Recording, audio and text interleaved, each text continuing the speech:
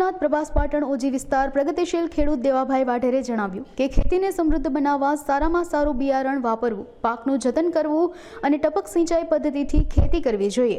તેમજ સોશિયલ મીડિયાનો ઉપયોગ કરી ખેતી અને વાવેતર સંબંધિત જે કંઈ જાણકારીઓ આવતી હોય તેનો શક્ય બને તેટલો જ ખેતીમાં અમલ કરવો જોઈએ. આ ઉપરાંત વધુમાં જણાવ્યું કે ખેતીવાડી ખાતા તરફથી પંપ, સાતી, તાડપત્રી, બિયારણ, ઘેરનાશક દવા અને ખેતીના સાધનો લેવા માટે સબસિડી પણ મળે છે, જે અમારી આર્થિક ગુજરાતી અને પાક જાળવણી માટે મદદરૂપ બને છે.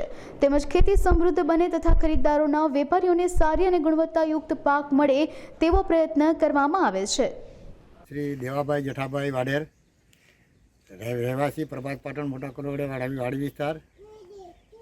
અમે સારી રીતે ખેતી, ટૂંકી જમીન છે, 4 ભાઈઓ સાથે 5-5 વીઘા જમીન છે. સારી પેદાશ કરીએ, શાકભાજીની, ડુંગળી, લસણ, બાજરી, ઘઉં. સરકારની સારી સહાયતા મળે છે અમને. સરકારના જે ટીવી માધ્યમ ઉપર પણ અમે જોઈ અને શું વાવવું ને કેવા બજાર મળે એવા પણ અમને મળી શકે. તો ક્યારેક અમુક વસ્તુની અમારી કાચી વસ્તુ છે, જે કોબી છે, ફુલવર છે, ડુંગળી છે, એને સરકારને અમારે એક થોડીક એવી નમ્ર વિનંતી કે સાહેબ આને બારોબાર ચડાવો અને બારોબાર મોકલો તો અમારે 5 રૂપિયા વધારે મળે. ટેકાની માંડવી અમે સરકાર અમારી પાસેથી ખરીદીએ તો સારામાં સારા અમને ભાવ મળે, ખાતરમાં સબસિડી મળે. ઘણું બધી સરકારની સુવિધાથી અમને બહુ સારું મળે. અમારી ઓજી વિસ્તાર છે એમાં બહુ મોટો વિસ્તાર છે. એ વિસ્તારની અંદર પહેલાં છોકરાઓને ભણવા જવું પડતું હતું, તોય 4-4 કિલોમીટર આગળ જવું પડતું હતું. 5-5 લીસાડું આપ્યું, રોડું આપ્યા. સરકારની બહુ મોટી પાયે સુવિધા છે સાહેબ અમારે. અત્યારે શું વાવ્યું છે? અત્યારે અમે કોબી વાય, ફુલાવર વાય, ડુંગળી અને રીંગણી. અત્યારે તમારો ભાવ કેટલો મળે છે? અત્યારે તો શિયાળાની સિઝન છે એટલે સિઝન પ્રમાણે ભાવ મળતા હોય. શિયાળાની સિઝન છે એટલે અત્યારે ભાવ તો અમારે જેટલે જોઈએ એટલા નથી મળતા. અત્યારે તમારે બિયારણ ને બધી થઈને કેટલા રૂપિયાનું પડે છે?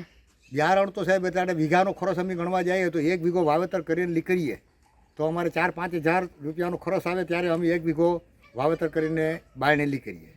પછી વાત રહી ભાવની. ભાવ તો સમયે પાક આવે 2.5-3 મહિને ત્યારે માર્કેટમાં રાખીએ પછી ભાવની વાત આવે. મારું નામ વાઢેર ભાવેશ. અત્યારે અમે શાકભાજીનું વાવેતર કરીએ છીએ, જેમાં ફ્લાવર, કોબી, રીંગણા, ભીંડી એવું બધું વાવેતર કરીએ છીએ. ને જે અમે F1 હાઇબ્રિડ જે બી આવે છે તેનું વાવેતર કરીએ છીએ. તેની રોગ પ્રતિકારક શક્તિ ખૂબ જ સારી હોવાના કારણે તેનું ઉત્પાદન પણ અમને સારું મળે છે. અને અમે તેમાં પેસ્ટિસાઇડ દવાનો અમુક છંટકાવ કરીએ છીએ, જેના કારણે ઈયળ ન આવે. પાણીની પદ્ધતિ જે થઈ અમે ડ્રીપ ઇરિગેશનનો યુઝ કરીએ છીએ પાણી માટે. તેમાં પાણીનો પણ બચાવ થાય છે અને તેના ડ્રીપ ઇરિગેશનમાં અમને સરકાર તરફથી સુવિધા પણ મળે છે અને સબસિડી અમને મળી રહે છે. તમારા જાણકારીનું કારણ કઈ રીતે મળે છે? અમને ટીવીમાં પણ એના પ્રોગ્રામ આવે છે અને જે ઇન્ટરનેટનો યુઝ કરીએ તેમાં પણ તેને જાણકારી મળે છે.